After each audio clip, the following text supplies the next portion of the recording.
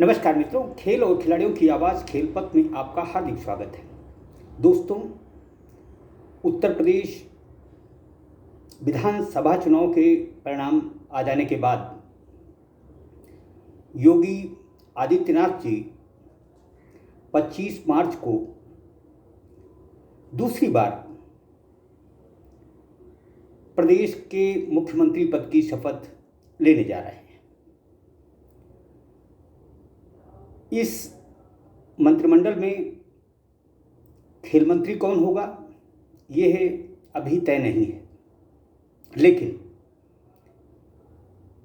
भरोसेमंद सूत्रों की कही सच माने तो योगी आदित्यनाथ सरकार अपने दूसरे कार्यकाल में खेलों को बढ़ावा देने के लिए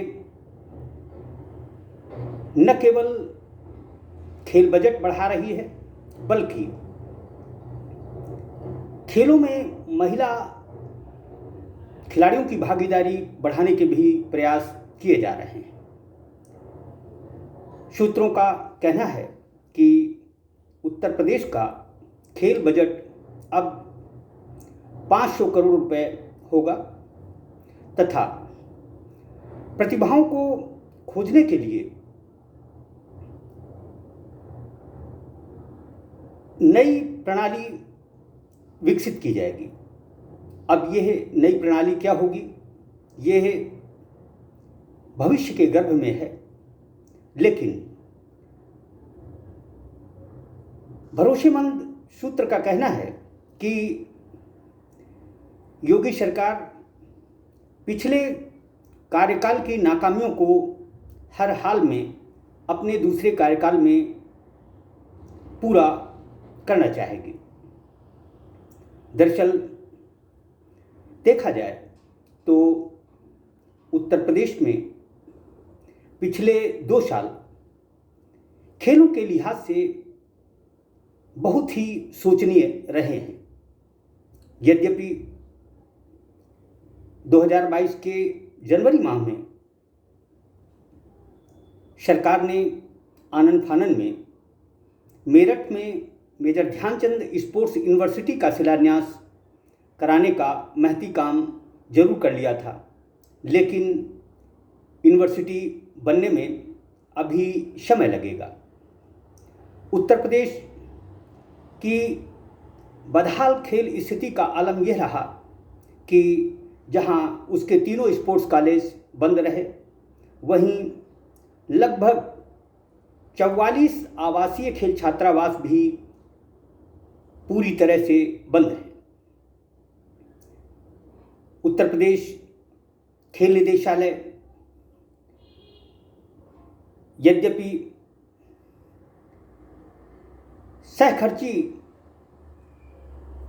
योगी जी से कराता रहा और अपनी पीठ ठोकता रहा। जो भी हो, जमीनी स्तर पर कुछ भी बेहतर नहीं हुआ था। पिछले कार्यकाल में जहां 377 अंशकालिक खेल प्रशिक्षकों को अपनी नौकरी खोनी पड़ी, वहीं खिलाड़ियों से खेल बदलने का दबाव भी डाला गया। जो भी हो, अब भरोसेमंद सूत्र बताते हैं कि योगी आदित्यनाथ जी का दूसरा कार्यकाल खेलों में नज़ीर स्थापित करेगा। दरअसल खेल बजट बढ़ जाने से ही खेलों का भला नहीं होने वाला। यदि सरकार वाकई खेलों के उत्थान की तरफ फिक्रमंद है तो उसे सबसे पहले खेल प्रशिक्षकों की सुध लेनी होगी। प्रदेश में तय पदों की भर्ती टुकड़ों में होने की बजाय एक साथ होनी चाहिए। इतना ही नहीं,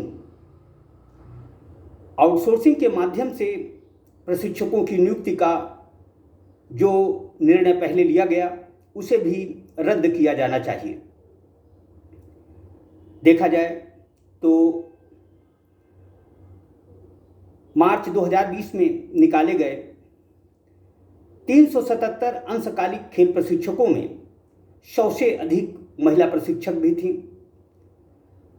योगी सरकार ने यद्यपि अपने पहले कार्यकाल में नारी सशक्तिकरण का जमकर बिगुल बजाया, लेकिन बेरोजगार हुई महिला खेल प्रशिक्षकों की तरफ कतई ध्यान नहीं दिया गया। यह अच्छी बात है कि योगी आदित्यनाथ जी की सरकार अपने दूसरे कार्यकाल में खेलों का भला सोच रही है। इसके लिए 500 करोड़ रुपए का खेल बजट तय करने का भी मन बना रही है। इन सब से हटकर जो मूल चीज़ है वो ये है कि सरकार जब तक ज़मीनी स्तर पर काम नहीं करेगी, खेल निदेशालय की कार्यप्रणाली में सुधार नहीं करेगी, तब तक प्रदेश में खेलों की गंगोत्री नहीं बहेगी। दरअसल देखा जाए तो खेल निदेशालय की अकर्मण्यता, उसके उलझुल कामों की वजह से उत्तर प्रदेश की राष्ट्रीय स्तर पर छवि बहुत खराब हुई है। सरकार यदि जमीनी स्तर पर सुधार की पहल कर खेलों की भलाई करती है तो इससे उसकी जरूर जय जयकार होगी। कहते भी हैं कि यदि सुबह का भूला शाम को घर वापस आ जाए तो उसे भूला नहीं कहते। योगी आदित्यनाथ जी की पिछली सरकार में खेलों के लिहाज से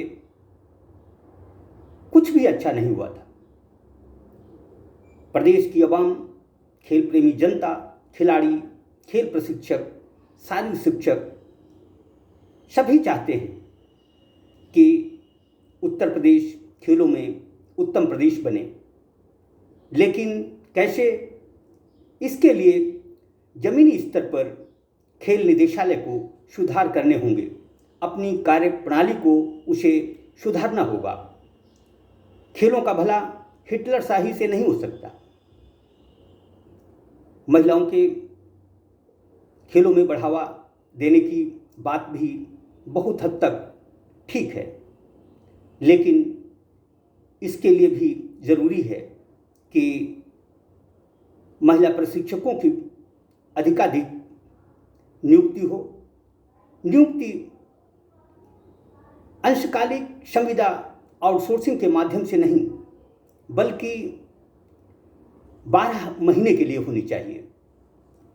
जब प्रदेश में 12 महीने प्रशिक्षक होंगे तो तय है कि प्रतिभाशाली खिलाड़ियों को 365 दिन अपना खेल कौशल निखारने का अवसर मिलेगा, जो कि प्रदेश और राष्ट्र के लिए ज़रूरी भी है। जय हिंद, जय भारत।